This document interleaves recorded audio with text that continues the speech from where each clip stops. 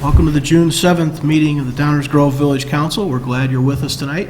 As is our custom, we'll begin with the Pledge of Allegiance. I pledge allegiance to the flag of the United States of America and to the republic for which it stands, one nation, under God, indivisible, with liberty and justice for all.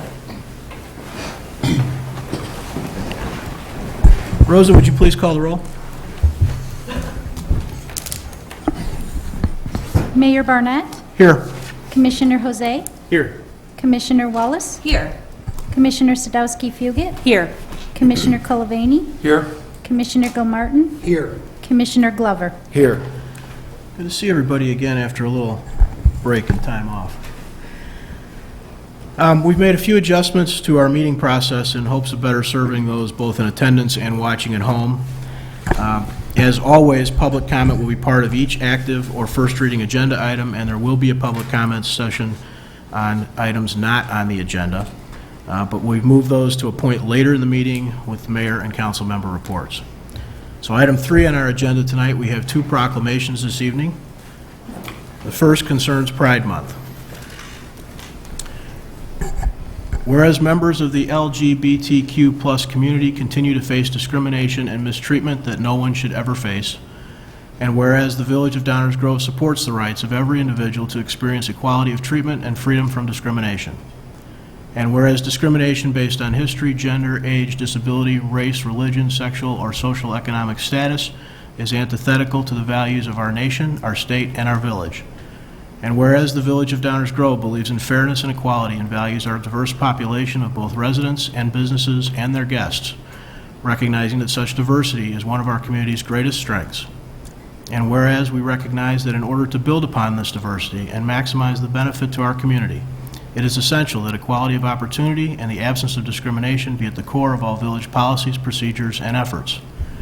Whereas, as long as the promise of equality for all remains unfulfilled, all Americans are negatively affected. Whereas the intrinsic human dignity of each person must always be respected in word, in action, and in law. Whereas in Downers Grove we strive to build and sustain a culture of hope, love, understanding, and respect for our common humanity. Now therefore I, Robert T. Barnett, Mayor of the Village of Downers Grove, proclaim June 2022 as Pride Month in the Village of Downers Grove, and I call upon the businesses and residents of Downers Grove to work together to ensure equal rights for all, regardless of sexual orientation or gender identity, and to encourage residents to reflect on the promise that America's diversity is our greatest strength, and to urge all residents and businesses to respect and honor our diverse community and to continue to build and celebrate a culture of inclusiveness and belonging for all. Dated the 7th day of June, 2022, Downers Grove, Illinois. We've got some folks here from EQDG, and I'd like to present this proclamation to them. Thank you. Thank you very much.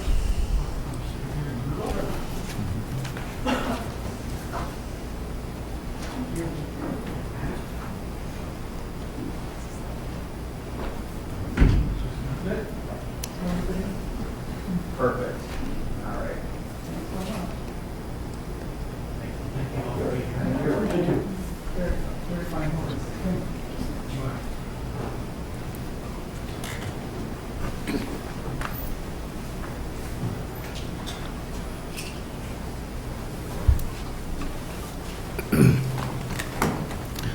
Second proclamation we have tonight is National Garden Week.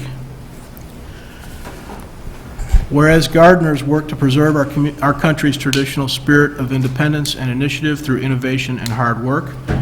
Whereas gardening furnishes a challenging and productive activity for all our citizens, for those just learning as well as those having years' experience.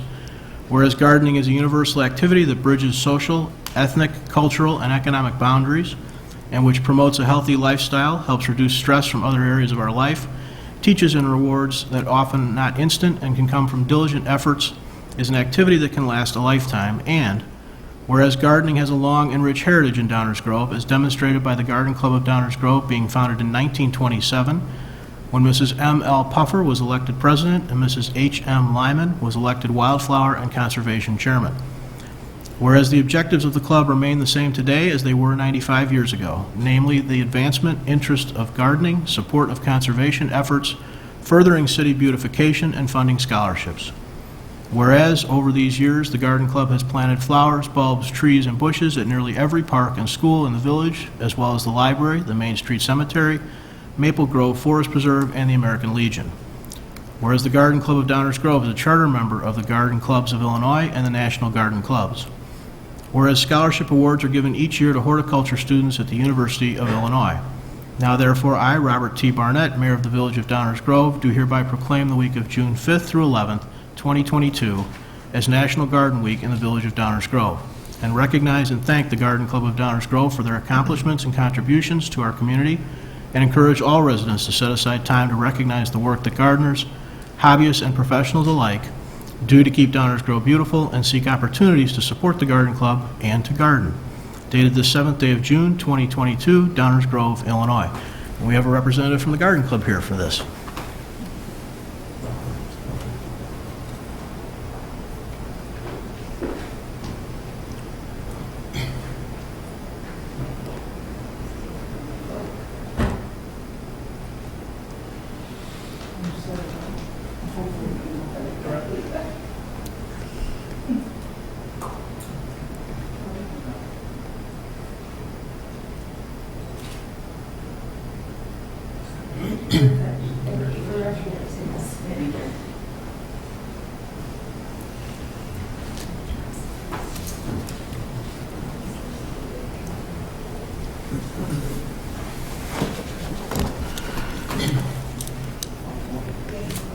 Okay, that's one of the fun parts of the job is proclamations, frankly.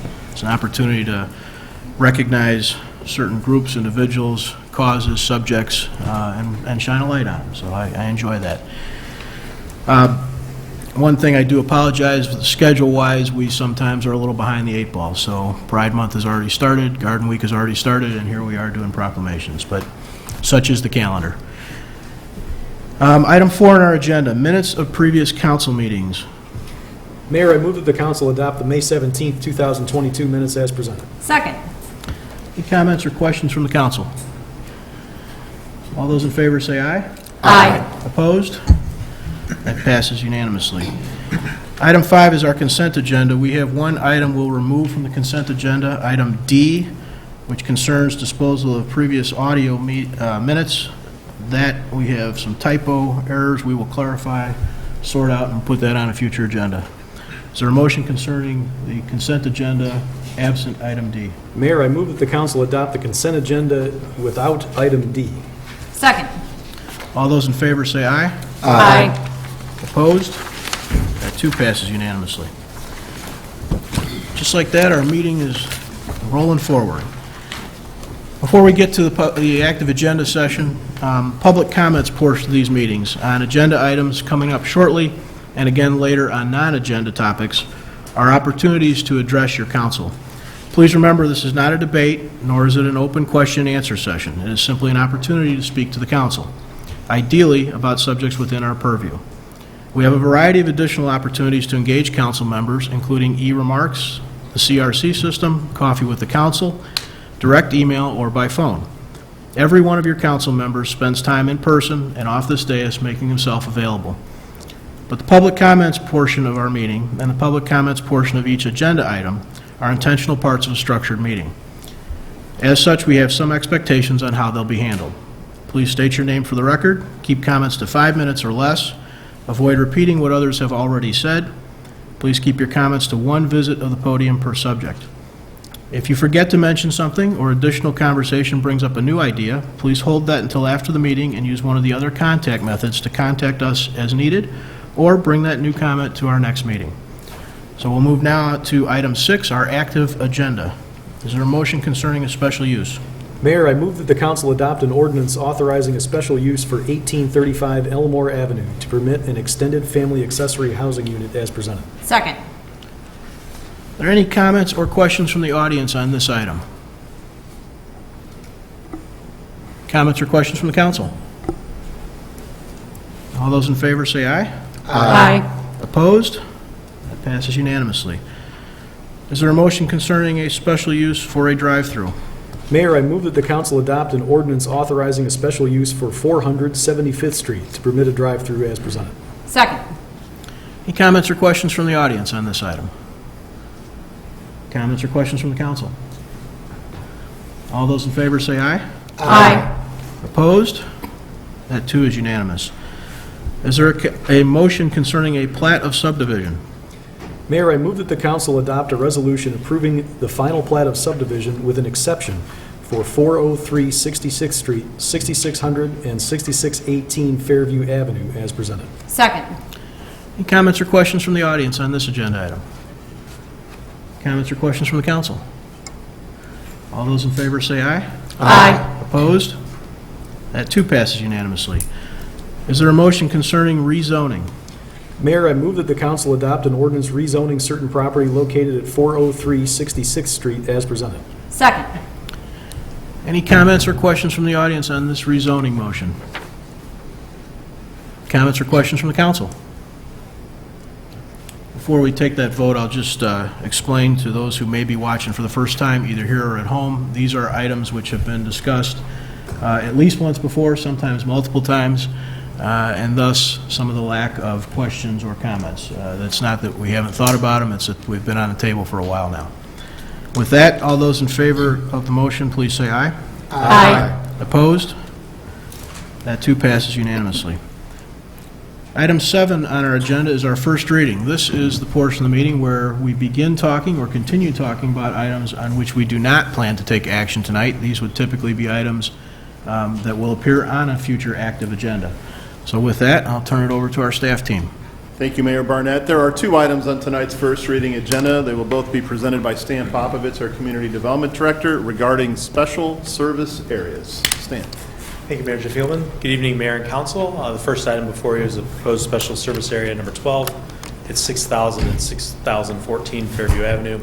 Property is located here in Downers Grove on the west side of Fairview Avenue between 59th and 63rd Street. The property currently consists of 2 homes. As you may recall, the subdivision was approved here on March 8th. It's 7 single-family lots with an outlot A used for detention purposes.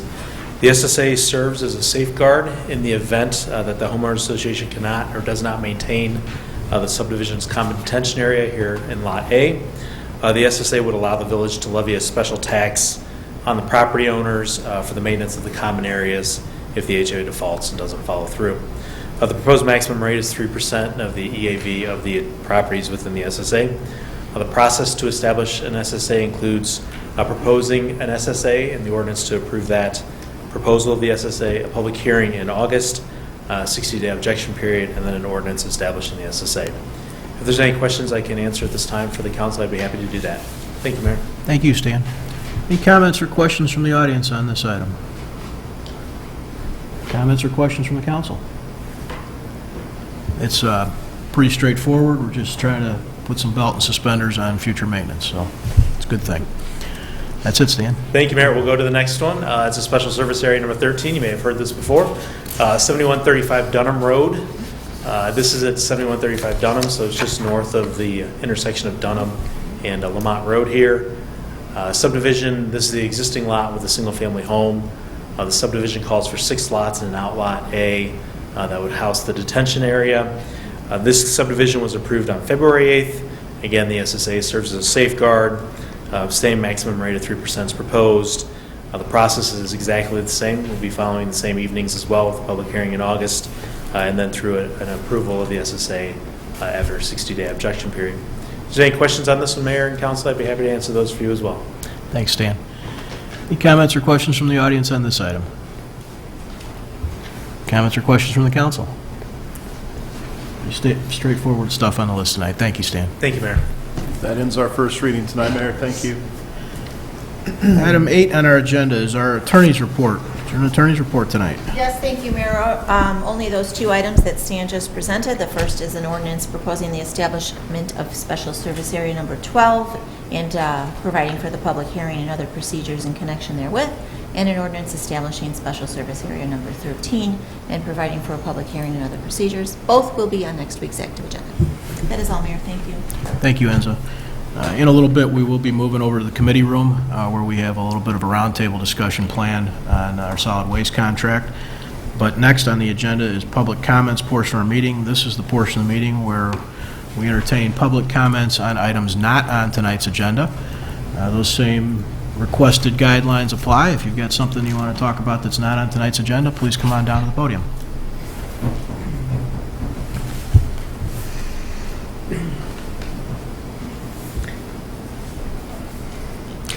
My name is Marshall Schmidt. 2 weeks ago, I was unable to attend the council meeting, but I watched on the video recording the comments of the mayor at the end of the meeting. His sentiment that council members and members of the community need to be respectful and civil is admirable.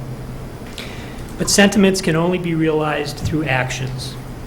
As I explained at the May 10 meeting, I am extremely concerned that the council is failing to engage with the community in a meaningful way that makes the community feel heard and that shows a desire to act upon evidence, reason, and input from the community.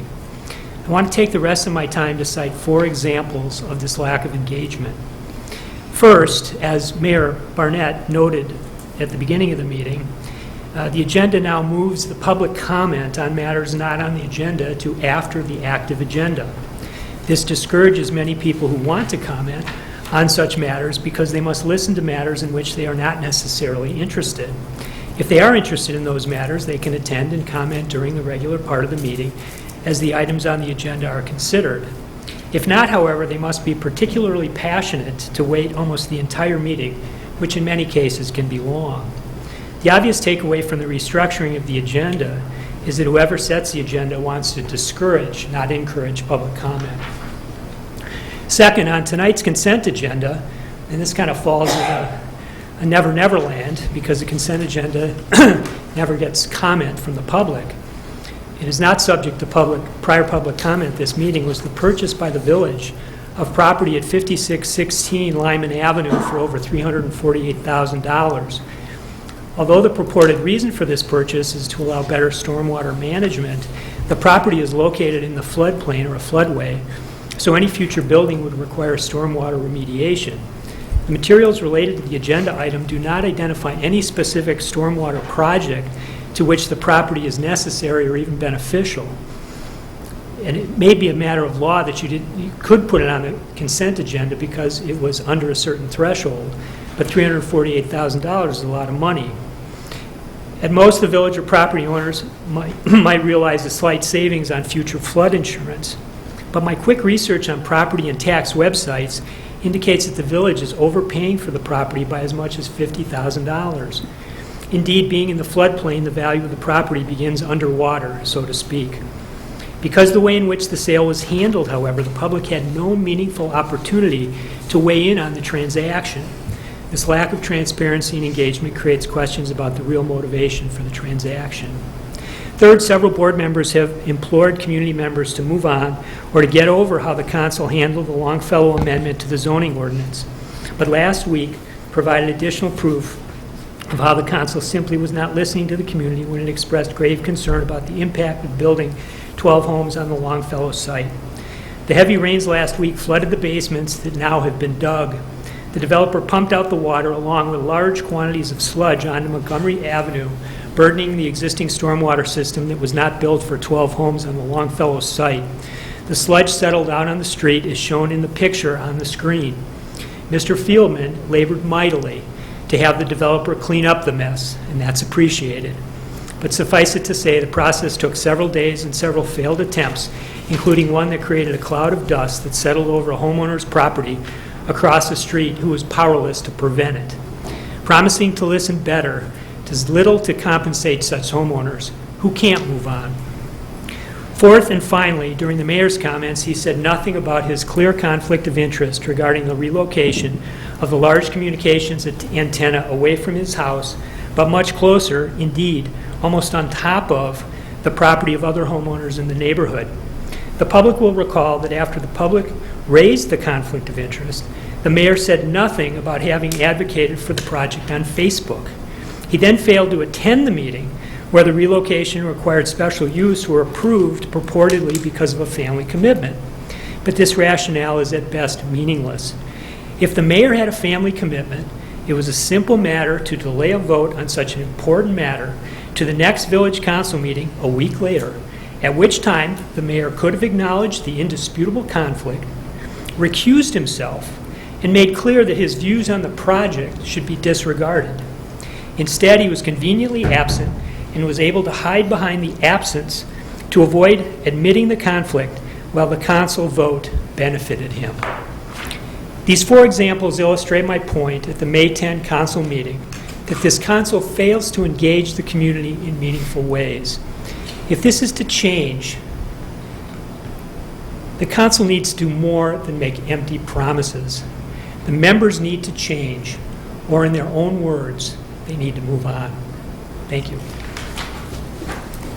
Any other comments or questions for the public comments portion of this meeting? Please.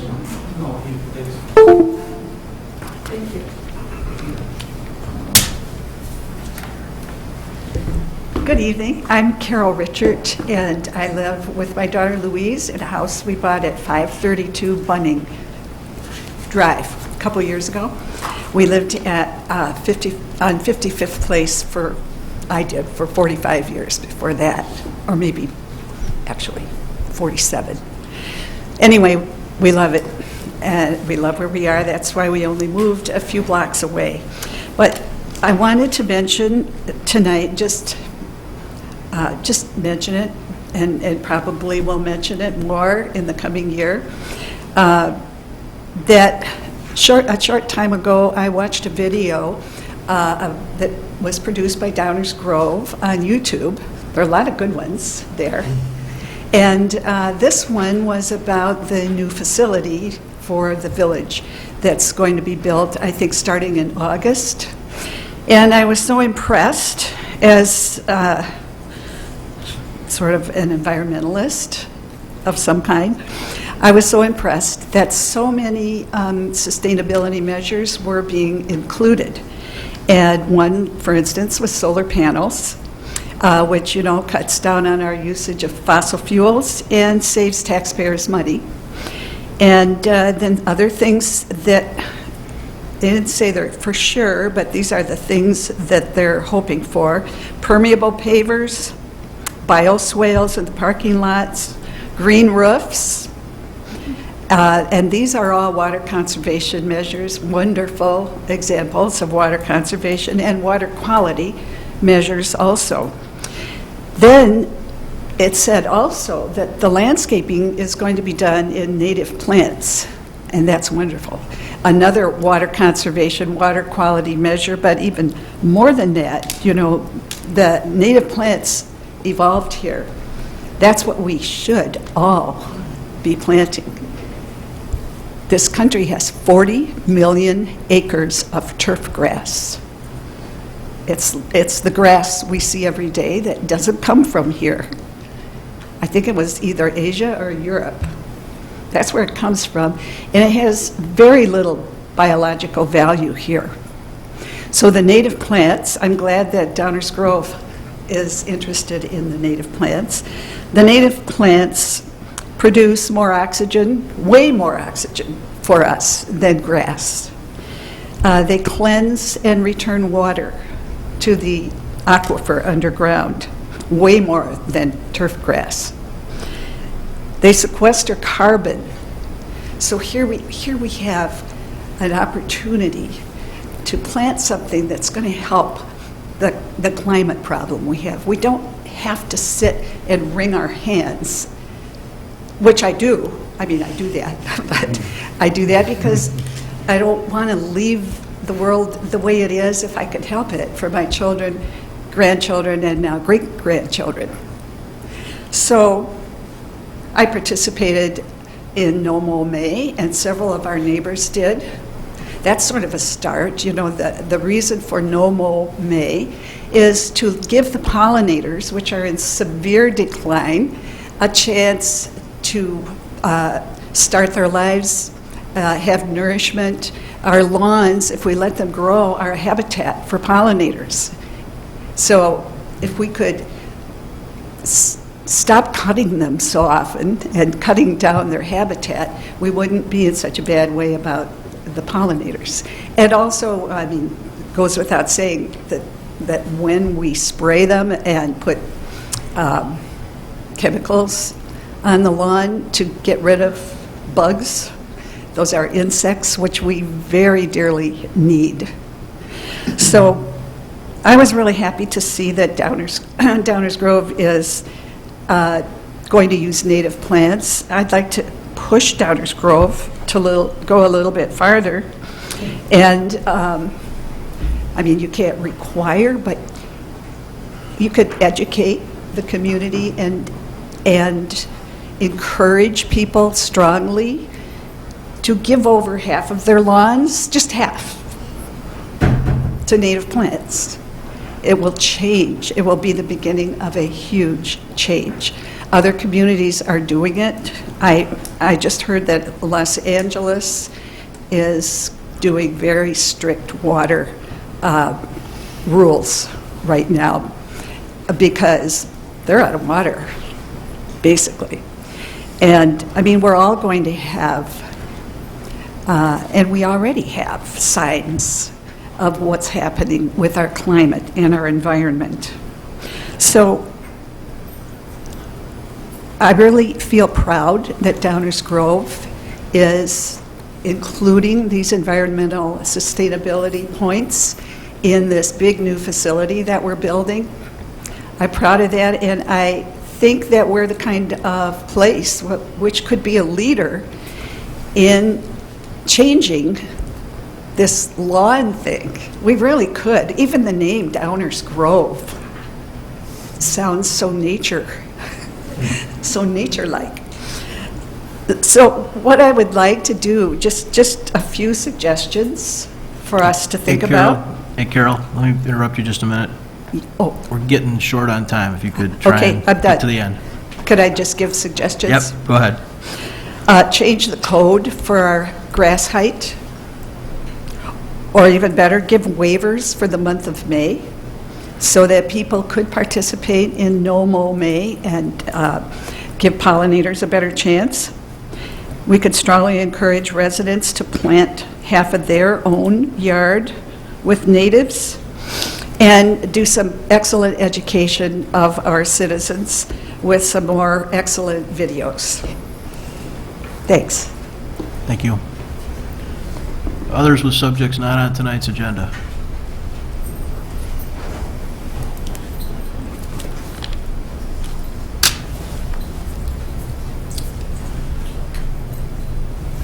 Hello, Ron Olson, 704 Maple Avenue. I guess I want to briefly just talk about this process of local government and the lack of engagement. It's been very frustrating when residents make comments and then Mr. Colavini, I'm not sure if I have that, if I pronounce that right, but in one of our previous meetings, after I expressed frustration about the move of the cell tower, you basically said, when we moved in, what does 270 feet matter? It matters. It probably matters the difference between if I'm standing at the door and if I'm standing right in front of your face. It matters. I was disappointed in the fact that Mayor Barnett, a local neighbor, and the fellow city council people failed to understand the concept of a conflict of interest. Does not mean that Mayor Barnett is doing this for his sole purpose. It just means that he does have a conflict of interest, and a person of character would disclose. As a professional, I have to disclose conflicts of interest every day when I talk with clients. It doesn't mean that I have a character flaw when I say, well, this is a conflict of interest. If I recommend something that benefits me, it's a professional conduct to be able to disclose it and to be okay with it. Everybody else got so bent out of shape that we pointed out that Mayor Barnett had a conflict, it should have just been disclosed, and it should have been dealt with. It still, I'm sure, would have been a unanimous approval. I just think there's something drastically wrong with the process and lack of engagement, like the other gentleman mentioned. And there is certainly a conflict of interest when the village is the one that's requesting all of these waivers to the removal of the cell tower. Mr. Colvani mentioned that it's only 270 feet. What's the big deal? I had a friend of mine who wanted to move a AC air conditioner unit 4 feet, and the village said no, you couldn't do it. You have to move it all the way around your house. They wouldn't give him an approval.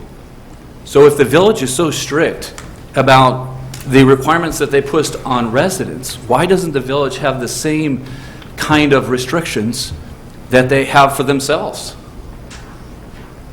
So it's just very, very frustrating when residents come up here in good conscience and try to point out and ask questions that still haven't been answered about the the tower height, about you go down Ogden Avenue and there's towers that are on top of commercial buildings.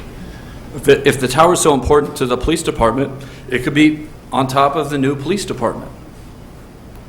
The other problem that I have is with the TIF district and the fact that the village is spending $53 million, all dependent upon that TIF district. If that doesn't work out, again, that's going to be a tax revenue raiser to the village. And if it doesn't work out, I feel sometimes these TIF districts are a way to push projects along without more objection. If you were going to say that you're going to raise everybody's taxes, which in essence is what happens with the TIF district, the only difference is we're subsidizing the folks that are going to be in this building because they're going to use our schools, they're going to use our other things, and all that money goes directly to the village and not towards the general tax base. So it's just very, very frustrating. There's something broken about this system. You hear about the gentleman from his subdivision, the other subdivisions. It just seems like this village is commercial. There's so much less green space. You see these apartment buildings going up now. Looks like they're just going to be slapped up. I don't know. I've heard people that are very, very, very frustrated. And there's been talk historically when these new,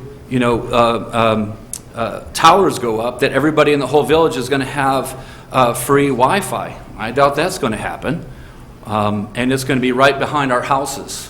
So, again, it's just thoroughly frustrating. I'm not sure why I come to these meetings. I'm not sure how many people are even watching online anymore because we just feel like we're getting steamrolled, and that the cell tower, whether it's going to move or not, it just seems like we don't really have any say in the matter. The question is, is there going to be some screening put up, some bushes? And I appreciate the people on the panel that are part of that. But my biggest issue is if that thing goes in my backyard, Mr. Colvani, it's going to affect my property value. And one of the founding pieces in the code, and I assume you guys approve of this code, says it's not supposed to impede on property values. It's going to impede on my property value. It's going to impede on all those people's property value. And the people's property value it's going to benefit are the people that it's moving away from. And sorry to say, Mayor Barnett, it's going to benefit your property value. I'm not saying that's the reason you're voting for it. It's just a fact. So it's just very frustrating being on this side. And I don't know what else to say other than I'll keep coming to these meetings on these off hours. I'm not sure if anybody's watching online. Not very many people here. I'm sure my wife is supporting me. She's going to come up next and speak, I'm sure. She's not. So I'm the person speaking for the family and our neighbors who aren't able here because they have other commitments. But it's just been a frustrating process, so thank you for listening. Others with subjects not on tonight's agenda. Hi, everybody. Good evening. On a positive note, I'm amazed because I've been traveling for the last 4 weeks doing some consulting for some cities outside of Downers Grove and some carnivals. And I run into people that are third degree separation from Downers Grove. My aunt lives there. My sister lives there.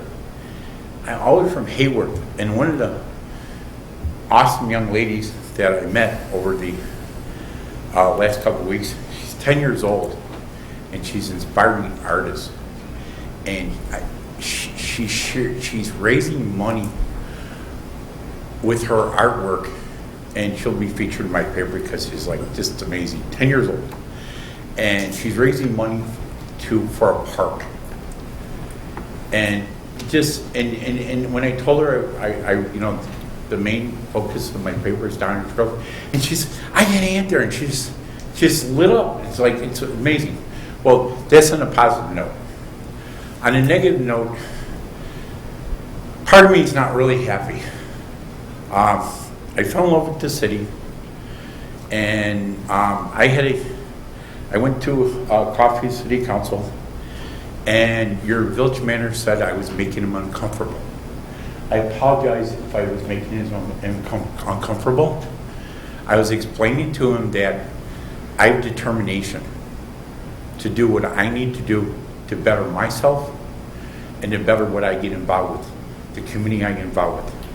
I have been going back and forth with the building. I just turned the key back today to the attorney. What an ugly, crooked attorney. And the judge basically threw it to dismiss the case. I lost $20,000 investor, and what I was told is by the city and the code department is there's nothing we can do about it. And I was trying to take responsibility of something that I should not have to be responsible for. The place is blight. The place is a fire hazard, and nothing's been done. Well, it's not my problem anymore. I cleared myself. I pushed it as far as I could. I have a new office in Downers Grove.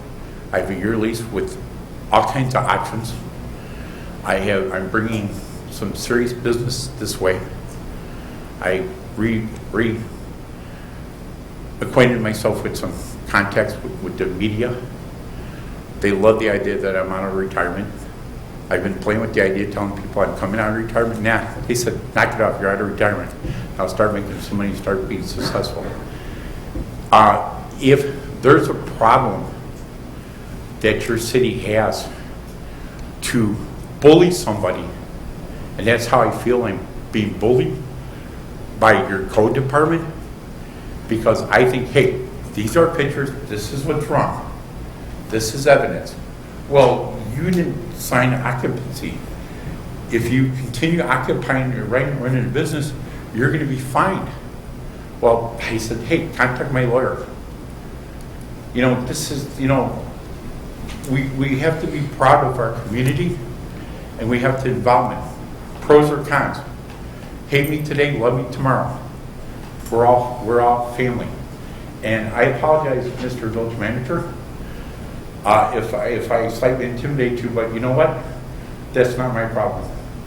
Because I also, in the process of obtaining another attorney that knows municipality laws, because the $20,000 investor was so proud and happy that I wanted to settle in Downers Grove, that he was involved with the project up in Lido, redevelopment of a school that's really old. And he said, oh, you won't have any problems in Downers Grove because they're progressively active. Well, I didn't feel that in this incident. Hopefully next one I will. Have a nice evening. Others, subjects not on tonight's agenda.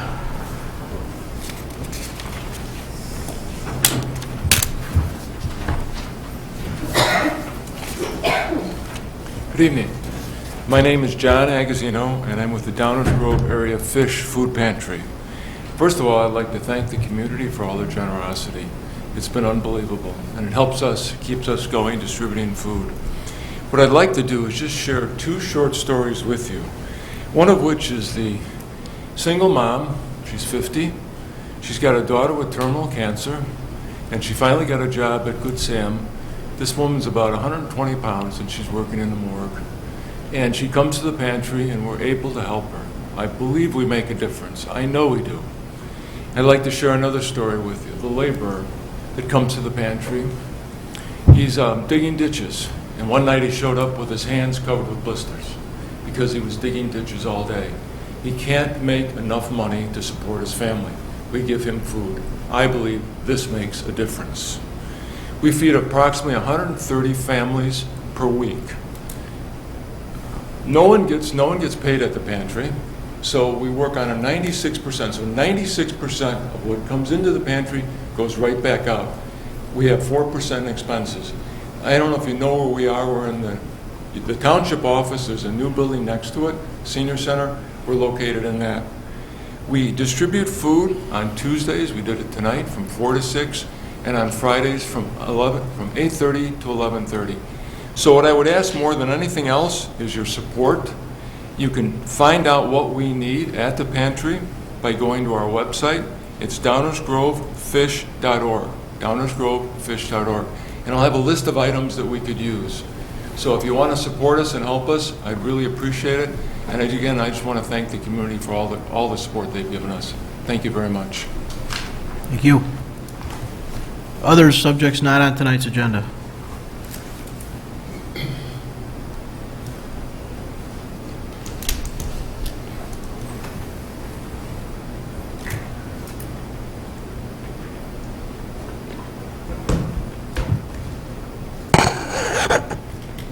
Rose. Police, fire, and public works personnel were presumably pleased our esteemed mayor did not have a family conflict preventing him from his ceremonial duties at council's May 17th meeting, which also spared his fellow members the need to defend him for his absence. At the end of the meeting, in his report, he made a statement amounting to a modest apology for your mayor and council, contributing to tension at meetings, and included an equally modest and vague commitment for council to do better. In recent meetings, he's paid lip service to Arbor Day, Earth Day, and historic preservation, and on May 17th applauded recycling of buildings, all with a straight face and not a hint of shame or embarrassment. If one were to check out the property formerly known as Longfellow Center, one can see the effects of such lip service up close and personal, or as council now would describe it, neighborhood integrity. Contrary to his assessment, the main problem is not tension in meetings, it's failure of leadership. The position he occupies is called mayor, but as practice, it should be called council chair. That more precise label disabuses residents of any notion its occupant bears any responsibility for leading anything other than council deliberations. And likewise disabuses of any notion council bears any responsibility toward the village other than the short list of non-fancy things conservative Pauls understand as the proper scope of local government, especially when one's objectives are keeping both citizen expectations and property taxes low. Our esteemed council chair claimed, as have others, that even when feelings run high, council is listening. But how does that claim square with the council chair in waiting's admission? Engagement would not have made any difference in its key recent decisions. You go through the motions required to give yourself legal cover, end of autocratic story. If we have any reason to believe council can do better, that claim seems as banal and defensive as our esteemed council chair's comment many months ago when in response to my question, is capitalism compatible with environmental sustainability, he said, capitalism can always do better. I've been explaining to council for years now we live in a time when the chickens of our unsustainable way of living are coming home to roost. American empire is collapsing as the global order is being reshaped. Capitalism is making matters worse, not better, and our current leaders at every level are unable to do anything about it. To repeat what I've observed before, in American politics, compromise between those holding the zero-sum and non-zero-sum worldviews is no longer possible, because the supply of energy slaves is falling, which means the economic pie is shrinking, which translates into fighting over dwindling shares, which is why we see chaos and carnage all around us. Can a nation experience a more deadly combination than going through political economic decline while many of its citizens are armed to the teeth? Thank you very much, the U.S. Supreme Court. To defend their unsustainable way of living and their zero-sum worldview, believing theirs is a racial superiority and a political economic system superiority ordained by God. Can the world have a more dangerous nation than one whose leaders think that way? Conservatives believe the solution to our nation's proliferation of gun violence is not less exploitation and inequality, not more empathy and social connection, it's more guns. Can you imagine the carnage if guns become as widely owned and used as cars? The possibilities for shootouts become endless if we don't regulate that usage. Council and school board meetings will become even more exciting when everyone comes dressed like the police did in May, in Kevlar vests packing a revolver and taser. Of course, once lawmakers recognize concealed carry laws are as worthless as mask mandates, everyone will be able to walk around as modern-day cowboys dressed to the hilt in warrior gear, cradling one's assault rifle. Law and order restored, peace through firepower, national unity grounded in mutually deterred distrust. Within weeks of last month's Police Week, the U.S. added to this year's list of 200-plus mass shootings with 4 newsworthy ones. And 2 of the most tragic of these, the police dropped the ball to one degree or another. The Uvalde, Texas shooting was for me the more enraging and tragically symbolic because, as a NewsHour reporter pointed out in tearful dismay, the children did what they had been taught to do in active shooter situations. The adult in authority did not. If those in authority cannot respond properly at an obvious and urgent situation like that, is it any wonder those in authority can't deal with the threat posed by our unsustainable way of living? So I ask again, what warning sign are each of you waiting for before you take the goal of environmental sustainability seriously? If you have no answer to that question, do better and resign. Lives are at stake.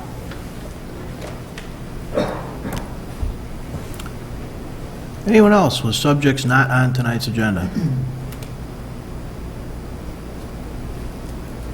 Okay. We will move on from the public comments portion of the meeting. Mayor's report. I do have a report tonight. There's a resolution appointing members to boards and commissions. Rosa, could you please read that resolution? Yes.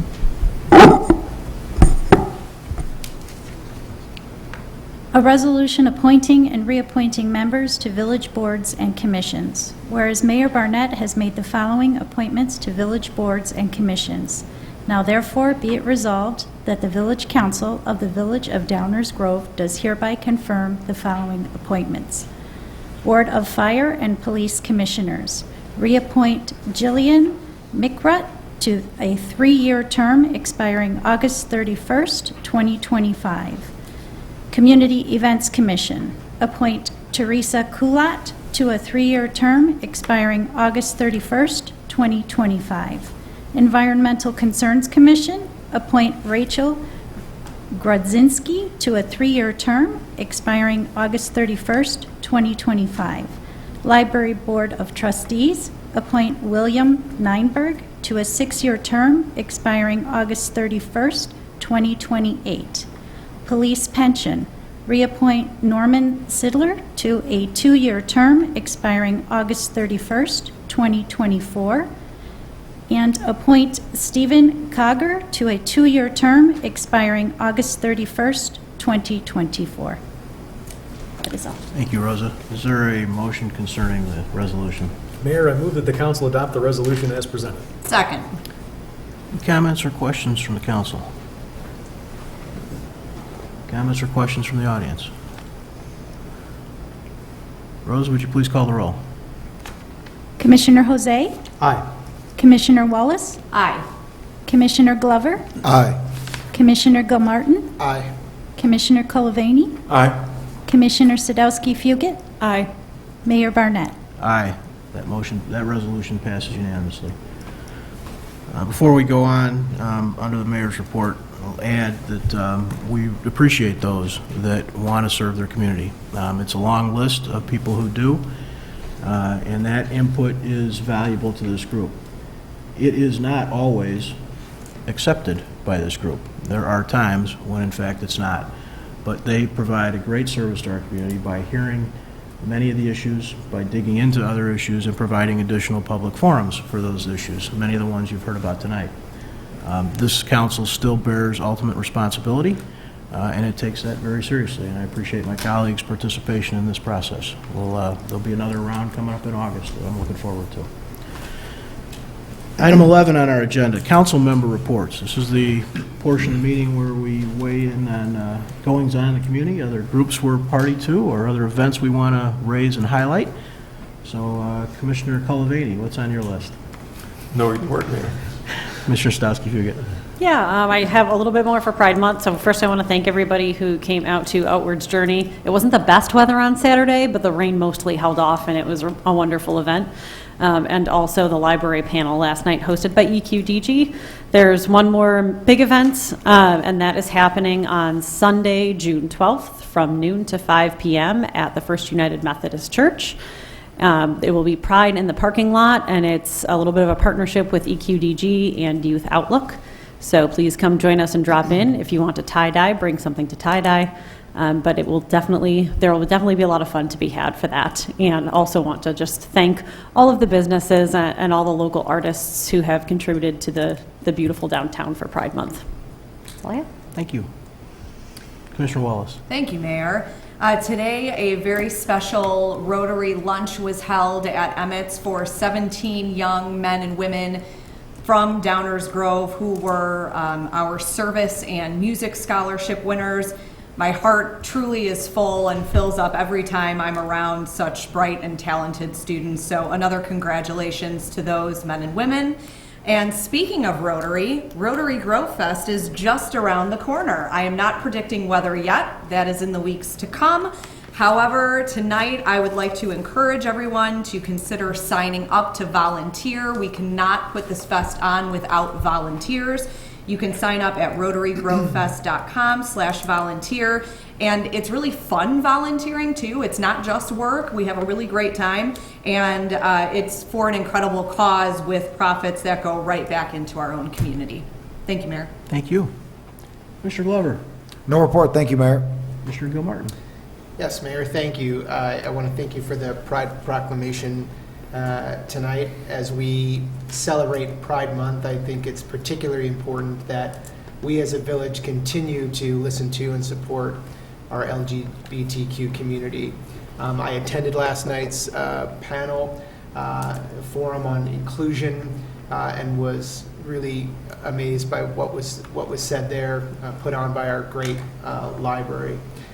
During that full capacity session, it was eye-opening to hear about what our LGBTQ neighbors and youth are seeking from us as a community. Safe spaces and access to the support are what all residents deserve, and I'm hopeful that some of the resource groups like Youth Outlook, what they're providing, including the drop-in center that we heard about and have heard about quite a bit, along with some of the steps that our schools are taking to help not only our youth but educate staff and parents alike.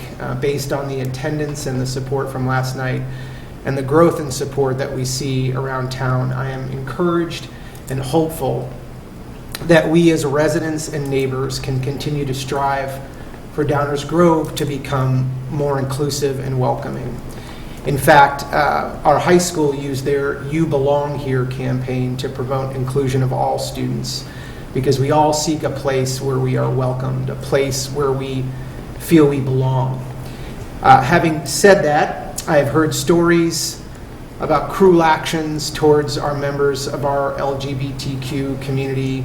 I've received emails from a hate group based here in town that demonstrates the ignorance some in our community still cling to. And while I look proudly on my own children and the way I see their generations as more welcoming and accepting, I know that there is still work to be done.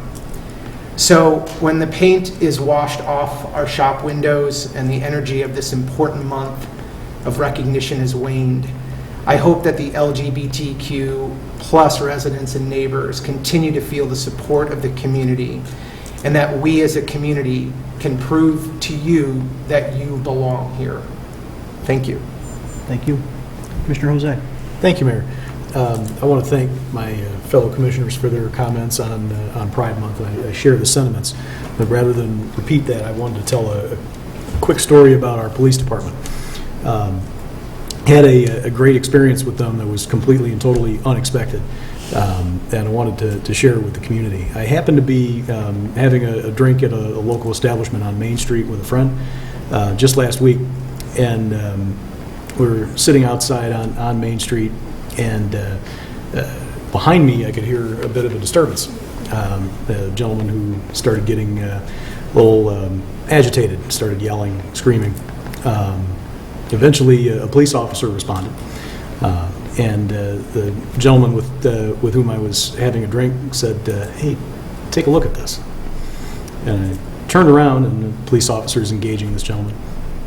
And probably another 2 or 3 minutes later, another police officer responded, thoroughly, keeping their distance, acting professionally, and engaging in all of the de-escalation techniques that we hear about. And within a grand total of 5 minutes, maybe less, this individual went from yelling and screaming to completely and totally calm and walking away.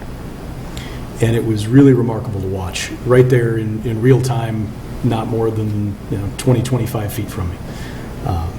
We've got some great people in our police department and throughout our village working on our team, and they do a phenomenal job. So I wanted to give my thanks to everyone in the police department, in particular the 2 officers who responded on that call, Chief Gillette and everybody on the team. Thank you, Mayor. Thanks, Greg. Thanks for relaying that story. Okay, with that, we are moving to item 12 on our agenda, which is the manager's report. We're going to talk about a solid waste contract, but we're going to take about 5 minutes or so and move over to the committee room to continue that conversation. You all are welcome to join us there. We'll reconvene in a few minutes.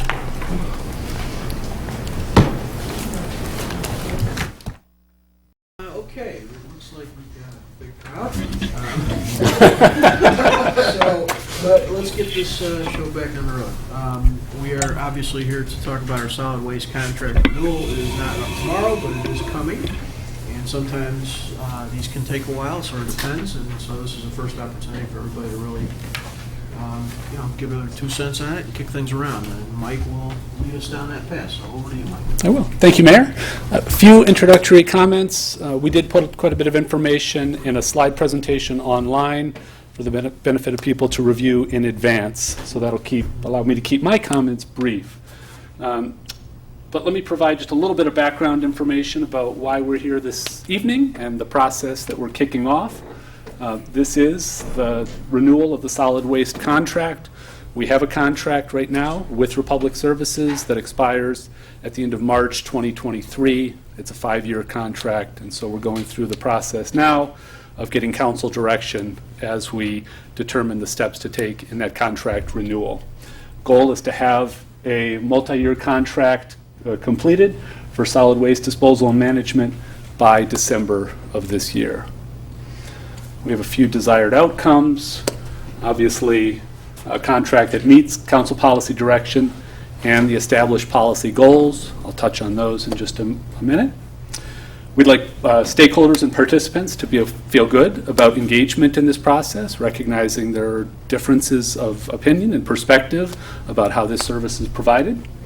And we'd also like to lay out a process that adheres to this schedule so that we can get approval by the date that was referenced and allow for the contract next year to be put in place and successfully implemented beginning in April. The program goals, I won't read through all of these here, but they really represent kind of what's at the heart of the solid waste contract provisions that have operated in this community for several decades.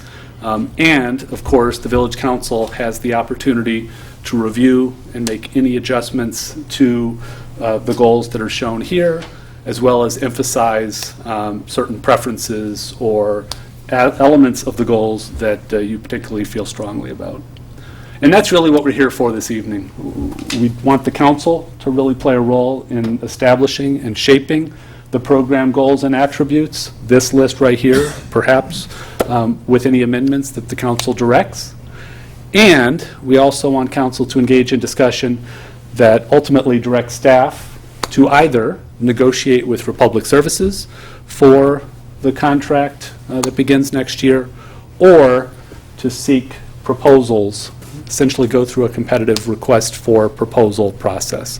So those are generally the two process options that we've laid out, and you can see the timelines that are have been proposed for each. A negotiation timeline that would take us through early August. If the contract ultimately weren't approved by council, it still affords us an opportunity to go through a request for proposal process. Or alternatively, the village council could direct staff to immediately begin drafting the request for proposal that would be published in August, and then allow for that process to proceed with council consideration of a contract in the October-November timeframe. So again, with that, along with the background information that was provided on the website, happy to answer any questions, and we'll be capturing the comments and thoughts of the council as we obtain the direction that we're looking for on this important service.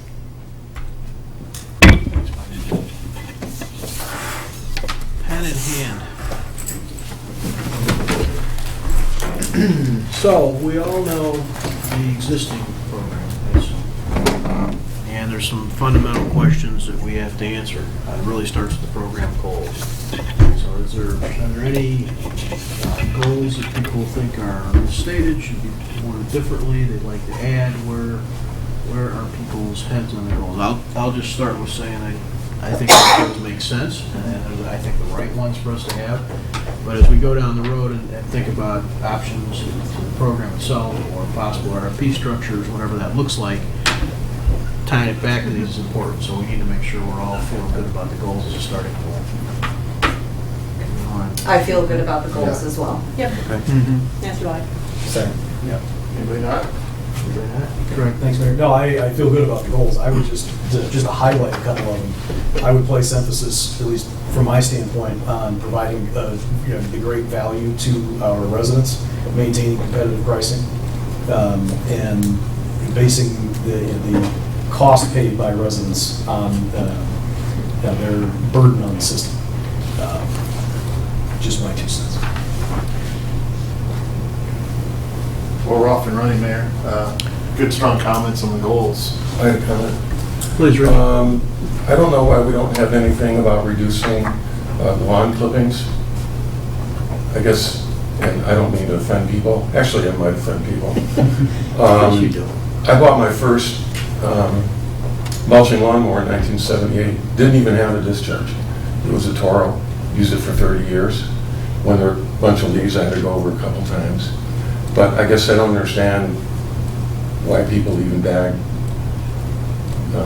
grass clippings when they can return them right then and there to nature. It's natural fertilizer. And I'm not sure what Republic does with them after you pick them up, where they end up. But I can't imagine that stuff in a landfill is helpful, or emitting whatever into the atmosphere.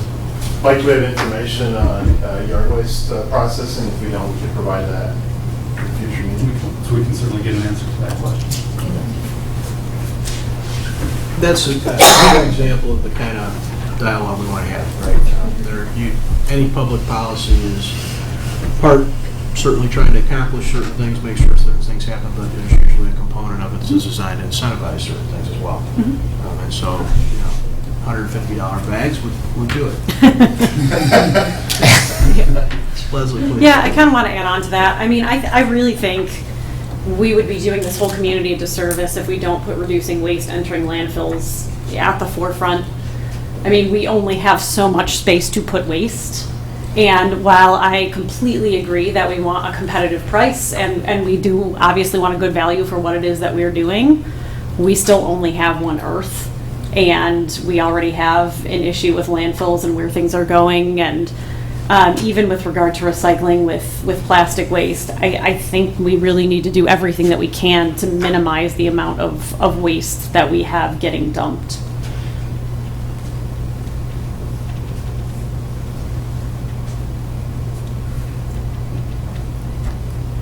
Others? Chris, please. Yeah, so I think, kind of on that note too, I think the way, I think these goals are good. I think the way, though, that we achieve these, I think could use a little bit of sort of ownership by residents, but also our ability to incentivize. So one of the things in my understanding is that the collectors really are benefiting from the recycling that we provide. So the trash is maybe more, even though we pay for that, the recycling tends to be, I think, a revenue stream. And someone correct me if I'm wrong.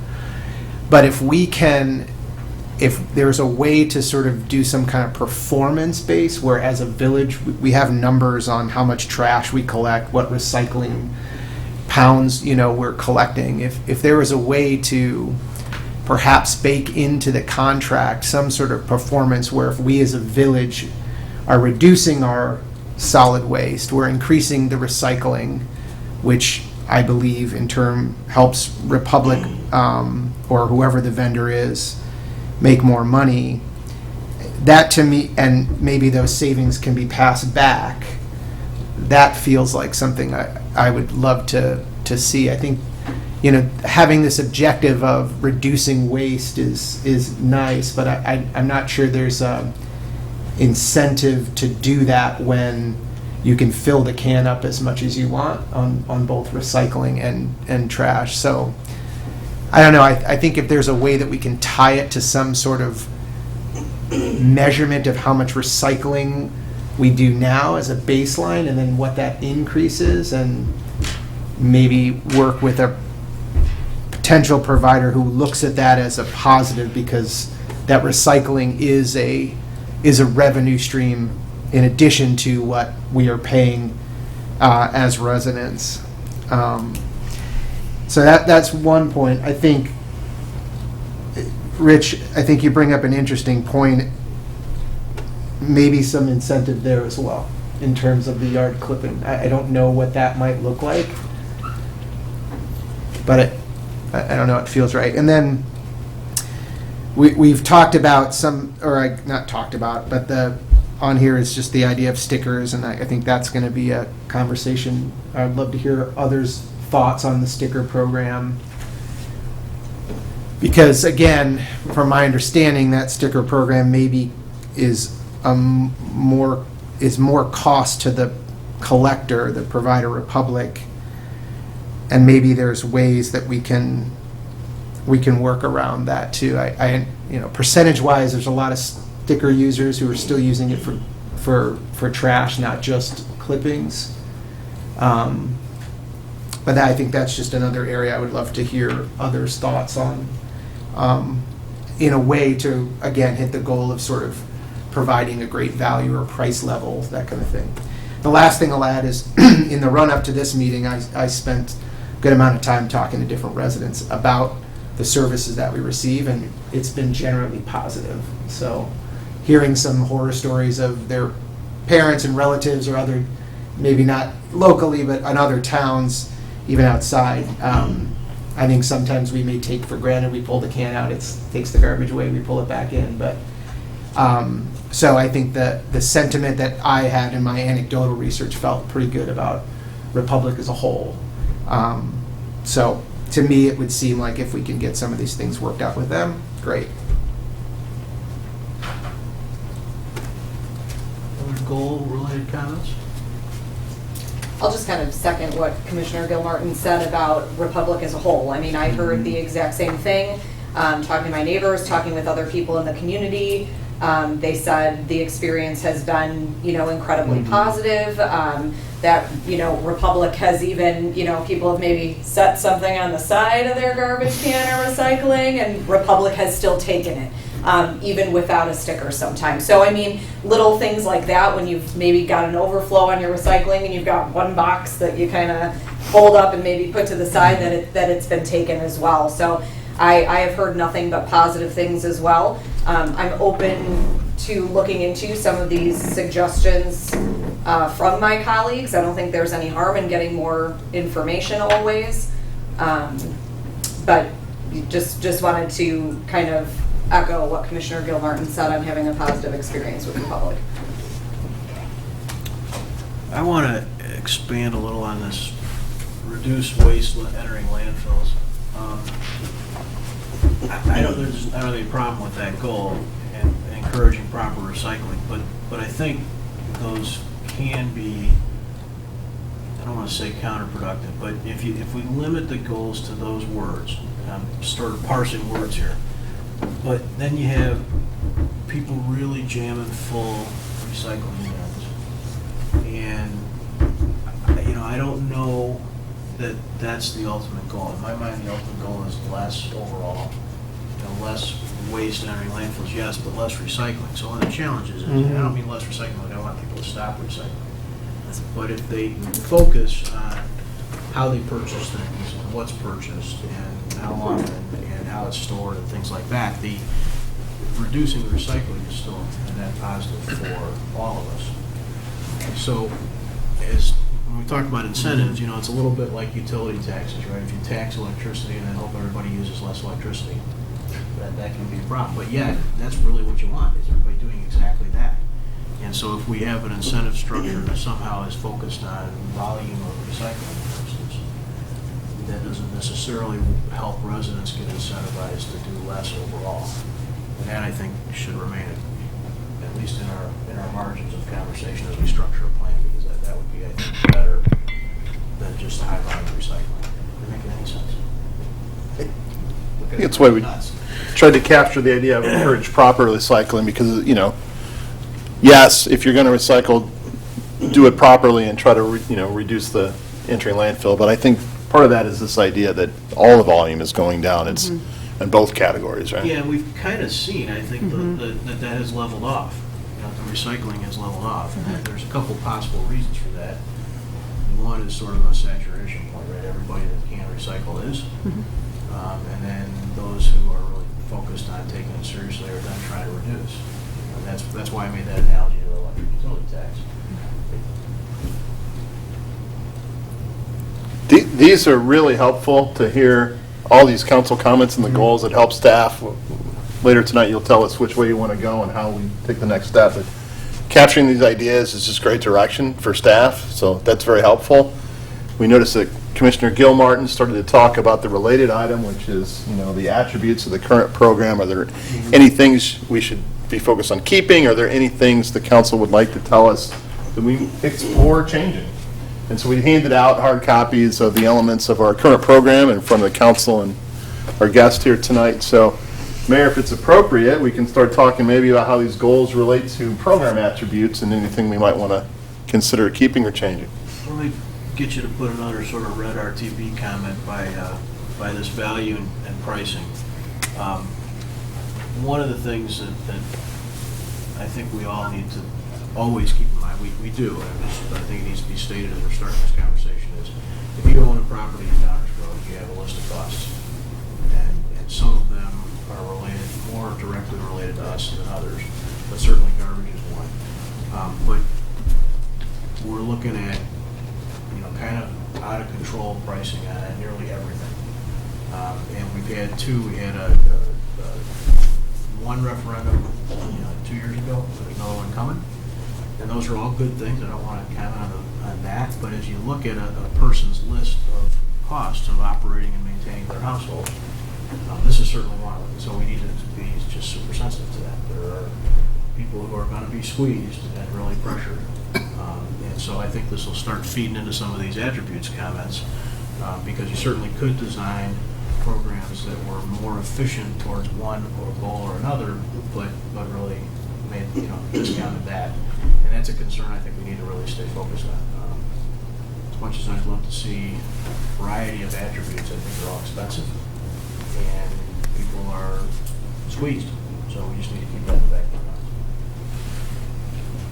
Well, we also have this natural trend where the sticker use has been reduced and the cart use has been increased. I think we should do what we can to continue that trend. If you ever watch the way they pick up the collection, the pickup of the cart from the person sitting in the driver's seat is so much more automated. They don't even have to get up. Claude grabs it, dumps it in back, and they're moving on.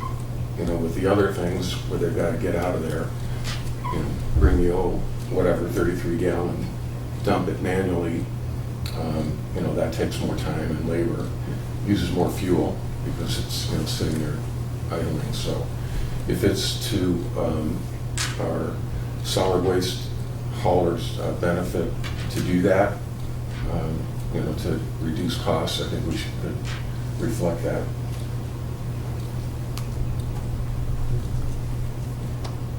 Anybody else with thoughts on that comment? I probably would go the other way. I recognize the trend, and I certainly, I'm a part of it. The last time we negotiated this contract, we were using stickers. Since then, we're using a cart. And we're probably going to get a bigger one. But when you look at the folks that are still using the sticker program, it's most likely to be people who really aren't throwing that much waste out. And at least a chunk of those are going to be senior citizens on fixed incomes. And if we could find a way to put a program into place that focused on them, I think that's one thing. But I think that gets to be very administratively burdensome. And trying to needs test something is something of that effect, I think is just over the top when it comes to administrative costs. So I'd like to see us keep the structure as it is, recognizing that there may come a time sooner rather than later that we do end up in a full cart program if this trend continues. But I don't think that time is now. I would like to second Commissioner Jose's sentiments without repeating all of that. Thank you. So what if a 35-gallon cart was cheaper? That's the question I have. Why, Rich? Well, would that be a different way to solve the problem? So look at repricing under the current program is also a related option? Yeah. Yeah, I mean, I think, yeah, part of the idea, if the sticker program, which I agree goes along with sort of cost per use, right? If you're not using a lot, but I think if there is the idea of a smaller can or the equivalent, we looked at some metrics in terms of how many stickers folks are using. Maybe it's for a month. What does that equate to in cost, and then how do you translate that into a cost of a bin that, it says 3 sizes here. I thought we only had 2 for garbage, but, is there a way? All of this, in my mind, ties back to what's going to save Republic money or make them money in order to pass savings on to us. So if the sticker program and printing those up and putting them in the stores and all that is administrative for them, fine.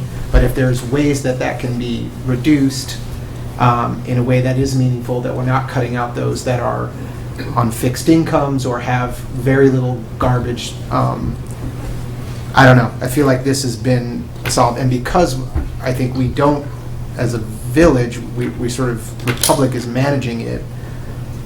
I mean, I don't want to sound sharp, but let them figure out what that means. Like, let's have them bring us some ideas on,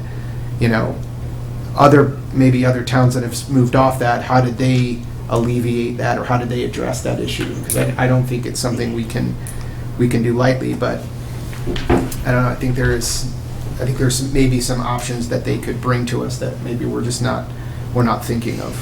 So that sounds like the idea, built on what a couple of others have said, is provide the lower cost option for the low volume producers. Yeah. That could be tied to a senior program. It could be tied to strategic pricing with smaller carts, smallest cart, relate those things. So Right. Mm-hmm. So I want to echo, those similar sentiments. It's actually going to be really hard for me to discuss attributes without talking about which direction I want to go, so I'm just going to go right there. I personally think we should seek proposals. So from what I understand, having been in the environmental ed world for a while, most companies do make their money off of the trash and not off the recycling, and there are other companies that are out there who make their money off the recycling and the compost and pay to dump their trash. And so there's a much greater incentive for those particular companies to get everything they can from recycling and use that. They have, larger scale composting. So all of these things kind of wrap into the attributes that I would like to see. And I'm much more interested in reducing the waste entering the landfill, encouraging proper recycling, but also encouraging better composting practices. So one attribute that I see left out of our current composting with the yard waste, which is honestly the reason why we don't participate, is that there are some things, like, so when you get like a Chipotle bowl, and the bottom says it's compostable, it's only compostable in those like very high efficiency, great compost systems. You can't throw that in your backyard composter, and right now we can't throw it in our yard waste composter. So I can't compost anything in that yard waste right now that I can't compost in my backyard. So I'm not going to participate in that. And we mulch our grass as well. I would like to see, in terms of the market, what is out there when it comes to how are different companies structured now. Are there more than just, so the example that I know is Lakeshore Recycling. I've toured their facility, I've been there, I've seen that they literally have guys standing on the line pulling recycling out of trash to make sure that they're getting everything out of there that they can. And I've seen some of the systems that they use to recycle, and I've seen their composting structures as well, and I'm sure they make plenty of money off of that because they have partnerships with grocery stores. I'm sure there are other companies out there that have similar systems, but in terms of that, that's going to reduce all of our waste. It's going to potentially get more of the compost where it needs to be. And if there are more companies out there that are doing more of those innovative things, there's probably a market for it, and we can really see if there's somebody that's going to provide us a good value. So I think we're in a place now with innovation and things the way they are that, costs are high, but let's take advantage of the fact that we have some of these companies out there and see what it is that we can get for our dollar. So I am in favor of that. I would love to see the different composting programs we could have. I would like to see the different size canisters we can have. One thing that I want to keep in mind is that when we had our one-on-one conversation with staff, which I know is also in the presentation, you may have the same volume of trash and recycling, but the weight is drastically different because of the way and we discussed it, and part of it could be the way that packaging is made now. So you've got these big, fluffy, recyclable plastic things, right, that take up a ton of space, but eventually can be compressed down into something small. So I know in our case, I use almost no trash, but my recycling fills up just by virtue of the way that packaging materials are made now, which is great because they're recyclable, but again, they're puffy. So I would love to be able to see differences in, our waste versus recycling carts, or interested again in looking at that senior program. But for me, it's hard to say I'm interested in that one company telling me what they have to offer. If we're really trying to look at all of these things, like, can we have a senior program? Can we stick with stickers? Will it be more cost effective to do the smaller things? I think the way that we do that is just to seek proposals and see what we can get out there, and we have the time to do it. So that would be my preference, and those are kind of the reasons why.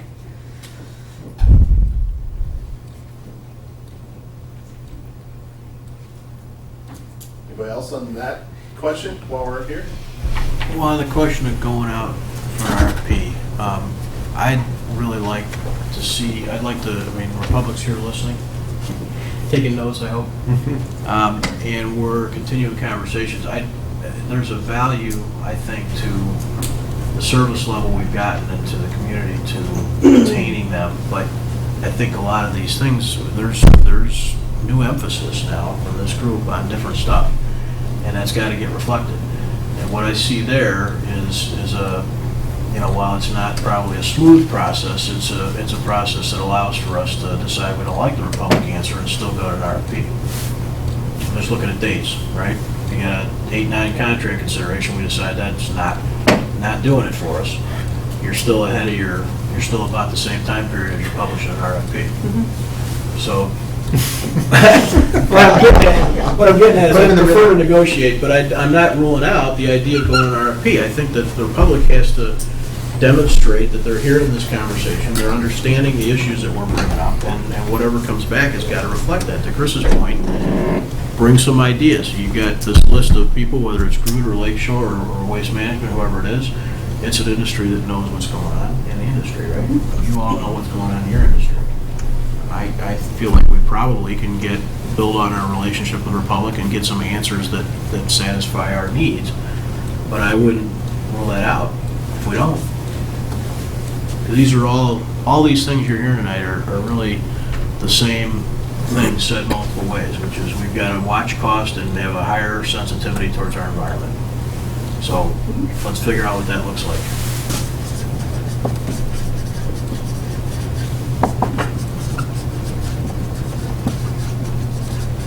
Oh, and just to be complete, so I can shut up after this, the other thing that's in there is the amnesty days. And I am interested in amnesty days, but particularly if there's a definitive way to separate the recyclables and the things that we could potentially reuse, like from electronics and whatnot, from just going straight into the landfill. So that would just be something that I would want to keep in the back of my mind when it comes to amnesty days. So we heard a great phrase that Josh came across in doing the research. Thank you for all your research, Joshua, and all this stuff. A lot of times call them cleanup days. I think that's more appropriate. I think it expresses an alignment with the day, with the goal. So I'm going to track that as cleanup days from now on, unless directed otherwise from the council. So I just wanted to throw that out. Great job benchmarking there, Josh. Some of you guys have heard me say this in past years, some of in the last few days. I have a hard time with cleanup days. I know I know our residents love them. I know they're super convenient. But I just struggle if we're sitting here setting public policy to try and encourage certain types of activities, and we're going to purposefully structure in a situation where people can throw, tires and paint cans and black bags, and we know it's all going in the landfill. If that's, I don't know that to be the case, but that's been my understanding of the past practice to this point, is that amnesty day should not be a mass collection ends up in a landfill. If that's true, we need to just clarify that. Then I really struggle with it as a thing we would intentionally do. So I just want to make sure, so whichever way we go, I'm hearing this idea that we need to understand how a cleanup day refuse is processed. If it meets our expectations and goals, then I'm seeing head nods positive. But if it doesn't, if there's an issue, it doesn't meet our goal of proper recycling, then perhaps we may not pursue it. We gotta get information on that. Right? That's what I'm saying. I think what I'm that's saying, to too. Commissioner Sadowski, Yep, if you get definitely, is yep. that we'd like to maybe better understand that in order to determine, is one per contract enough? Would we like to do more? Yeah. I think we need to better understand that in order to make an informed decision. So you can put me down for doing it on an annual basis. If there's a way to make cleanup day, I guess that's going to take some getting used to. I've been up here too long. If there's some way to make cleanup day cleaner, that's great, but I want to keep it around one way or the other. So everybody's got the asterisk by this, right? Everybody, because we heard everybody on the council talk about or head nod on the goals, right? So this is a big point, right? The proper handling of cleanup day. Right. Yeah, I would just add, if we can have proper handling, I would like to see two. I think at some point, I can remember there being more than one day in town. They were certainly annual for a while. If not And maybe a fixed day, so we kind of know when it's coming. I feel like that's been a little bit of a challenge. So I just want to comment on negotiate versus seek proposals. I agree. I think because of the feedback we've received from Republic, because of the my own personal experience, but just really in talking with people, they've provided good service. Let's let them give them an opportunity to wow us. They're aware that we clearly have the lever to pull to go out to RFP, and I think they should hopefully hear everything my fellow commissioner here has mentioned about what we would like to see, because I agree with a lot of that. If there's new technologies, maybe it's more of us understanding where this stuff is going. I think I would like some clarity on where the value to them is. Is it in the recycling? You made a good point about some, make money on garbage, some make money on recycling. I'd love to understand more about that, because, again, I said it before, but I think if our incentives can align, there's going to be much better overall service from what we receive for what we're paying, and I think the satisfaction will go up. So I think I'm in the negotiation camp, but with a clear lever to say, like, we have some high expectations, and just changing expectations, probably from the last time the contract was around, and I want to see those through. Mayor, I don't want to jump in inappropriately, but Commissioner Cullivaney had a hand up when we were talking about it, cleanup.